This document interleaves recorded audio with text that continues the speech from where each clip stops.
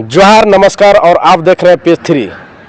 झारखंड में जमीनी की लूटती हुई देख हमारे सामाजिक कार्यकर्ता गिलेसन डुंडुंग जी है और ये बताएंगे कि आज की जो कुछ मीटिंग हुई, क्या चर्चा हुई जो रिम्स 2 को बनने को लेकर, वो सही बताएंगे आप गिलेसन डुंडुंग जी। सर, आप लोग जो बार बार मीटिंग कर रहे हैं फिर भी ज़मीन बच नहीं रही और झारखंड सरकार ज़मीन लेने पे आतुर है, तो क्या कहिएगा आप? देखिए, ज़मीन तो हम लोग नगड़ी वन आंदोलन था, वो लड़के हम लोग बचाए थे। उसमें चूँकि जो कानूनी लड़ाई लड़ी गई थी, वो जो लोग कानूनी लड़ाई लड़े थे उन लोगों ने उस कानूनी लड़ाई ताकत के साथ नहीं लड़ा था। हम लोगों ने कहा भी था कि ड्राफ्ट वगैरह शेयर किया जाए, लेकिन कुछ लोग होते हैं जिन्होंने ड्राफ्ट वगैरह शेयर नहीं किया, जिसकी वजह से ये हालत हुई। लेकिन अभी का मसला क्या है कि देखिए, भूमि अधिग्रहण अधिनियम 1894 की धारा 17 1 और 4 के तहत इस ज़मीन को अधिकृत घोषित की गई थी, वो भी अर्जेंसी क्लाउज को अप्लाई करते हुए। ये एक्चुअली कानून का दुरुपयोग किया था तत्कालीन बिहार सरकार ने, क्योंकि ये अनुसूचित क्षेत्र है। यहाँ खासकर छोटानागपुर क्षेत्र में ये CNT एक्ट की धारा 50 के तहत ही भूमि अधिग्रहण होना है, और भूमि अधिग्रहण अधिनियम 1894 के तहत जो है मुआवजा दिया जाना चाहिए था। ये CNT एक्ट 1908 में अंकित है, तो ये दुरुपयोग बिल्कुल दिख रहा है।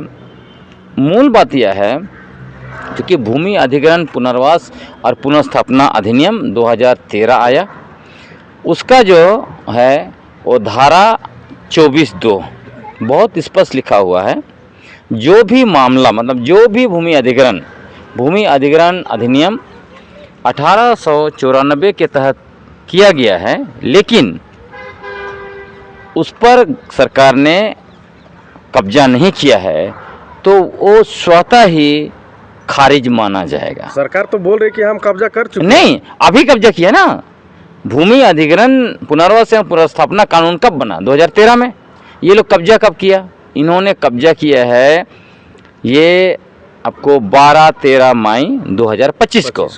तो 2013 वाला कानून बोल रहा है, वो ऑलरेडी वो कानून लागू हो खारिज हो चुका है। तो ये जो इन्होंने कब्जा, आपके राज्य में आदिवासी सरकार है और आदिवासी राज्य है, 5वीं अनुसूची की राज्य भी होते हुए आप लोग बार बार सरकार से गुहार लगा रहे हैं, तो हेमंत सोरेन आप लोग के पक्ष में क्यों नहीं आ रहे हैं? चूंकि उनको देखिए, उसे ब्यूरोक्रेट्स जो है ना, वो जबरदस्ती कर रहे हैं। ये तो एक तरह से नगरी के आदिवासियों की ज़मीन को झारखंड सरकार ने अवैध रूप से कब्जा किया है। क्योंकि यहाँ जब भूमि अधिग्रहण अधिनियम 1894 के तहत जो भी कार्रवाई हुई थी, भूमि अधिग्रहण पुनर्वास और पुनर्स्थापना कानून लागू होने के बाद वो स्वतः ही रद्द हो गया। तो आप कैसे जो है कि आज कहेंगे कि ये मेरी ज़मीन है इसलिए हम इसको कब्जा कर रहे हैं? ये गैरकानूनी है।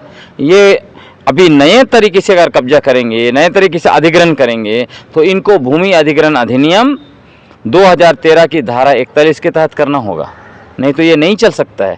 तो अभी हम लोग बातचीत कर रहे हैं सरकार से भी, अलग अलग विधायक और मंत्रीगण से बातचीत कर रहे हैं।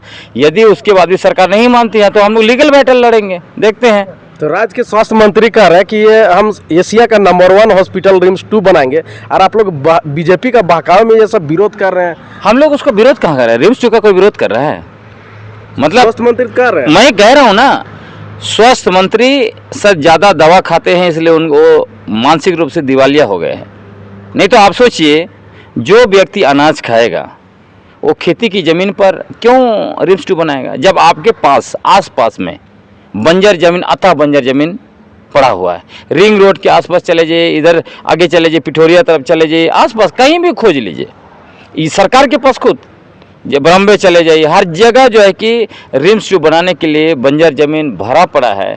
तो उसके बावजूद ये माननीय स्वास्थ्य मंत्री डॉक्टर इरफान सिंह कहते हैं मैं रिम्स 2 वहीं बनाऊंगा। इसका मतलब है उनको अपना पहले रिम्स 1 में इलाज करा लेना चाहिए कहीं उनका, और इधर रिन पास भी है, कहीं इलाज करा लेना चाहिए, उसके बाद वो तो बोल रहा है कि कुछ भी कर ले सर, रिम्स 2 तो बनेगा ही बनेगा। उनका कहने से होगा? आप अवैध रूप से कैसे कब्जा करेंगे? कानून दिखाइए। सरकार का जमीन है बोल रहे हैं। अबे दिखाइए ना भाई, कौन सा कानून के तहत सरकार की जमीन है? वो तो कानून तो दिखाना पड़ेगा। हम तो आपको पता है ना, जब भूमि अधिग्रहण अधिनियम जो है 1894 का धारा 17 1 और 4 के तहत इसको जो है कि अधिकृत घोषित किया गया था।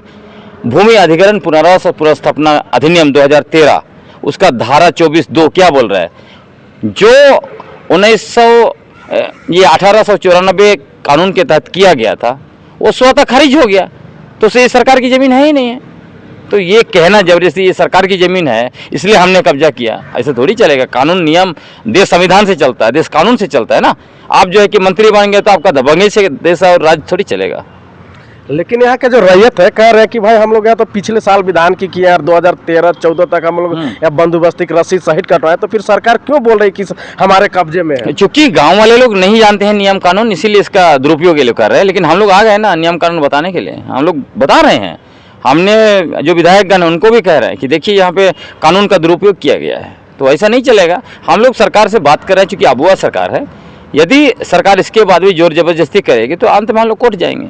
लेकिन लोग कह रहे हैं कि पिछले दिनों अपने कोकर में देखा होगा कि जब जमीन वहाँ एक्वायर नहीं किया गया फिर भी वह सरना झंडा का यूज हो रहा, जबकि इतने बड़े पूरे ग्रामीण क्षेत्रों को प्रभावित करने वाली जमीन है, खेतिहर जमीन है, तो फिर वहाँ आप लोग सरना झंडा क्यों नहीं लगा रहे जमीन बचाने को लेकर? कहाँ? यहाँ रिम्स 2 में सरना झंडा क्यों लगाना है? सरना झंडा जमीन के लिए नहीं है ना।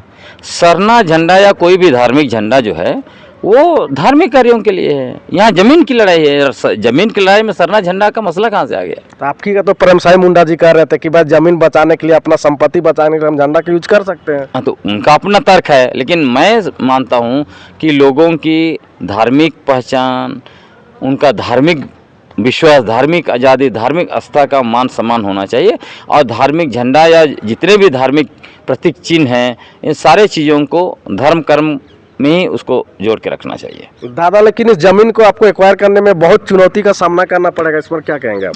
बहुत चुनौती का क्या मतलब? आपका अगर कोई जमीन आके घेरा लगा दिया और मेरा जमीन है बोलने से तो चलेगा नहीं ना। कानून है, संविधान है, नियम कानून है ना, सब कुछ है ना। सरकार के पास पुलिस बल है ना। पुलिस बल है तो क्या हो गया?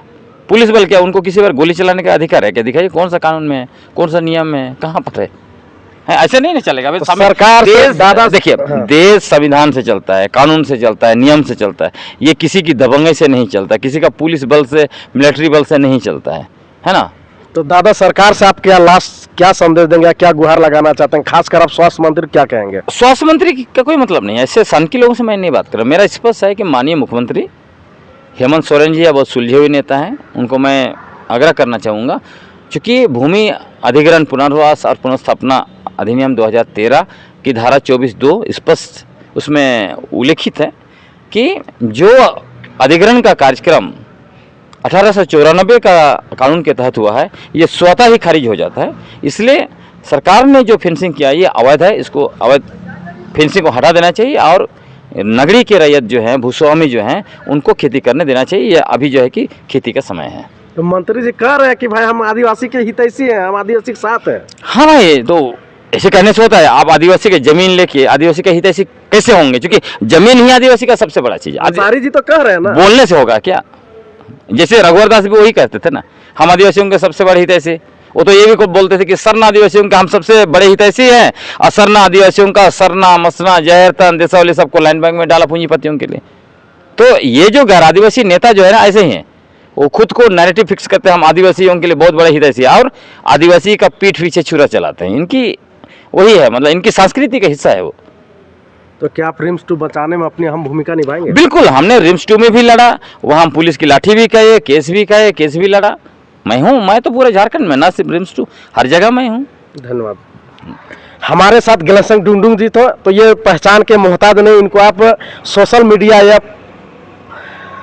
प्रभात खबरों या हिंदुस्तान कोई भी न्यूज ऐसा नहीं जिसमें गिलसन डुंडुंग का नाम चर्चित में नहीं रहते। और ये खूंटी रहे, कोरा रहे, गुमला रहे, चाईबासा रहे, सिमडेगा रहे, या रांची के रिम्स 2 मामला हो, या रांची के सीरमटोली के फ्लाईओवर हो, सभी जगह गिलसन डुंडुंग चर्चे में रहते हैं। और विश्वास और उम्मीद है, डुंडुंग जी का कहना है कि भाई हम रिम्स 2 का जो जमीन है हम बचा के रहेंगे, इसके लिए चाहे हमें जान भी देना पड़े तो हम देंगे। जोहार, जय झारखंड।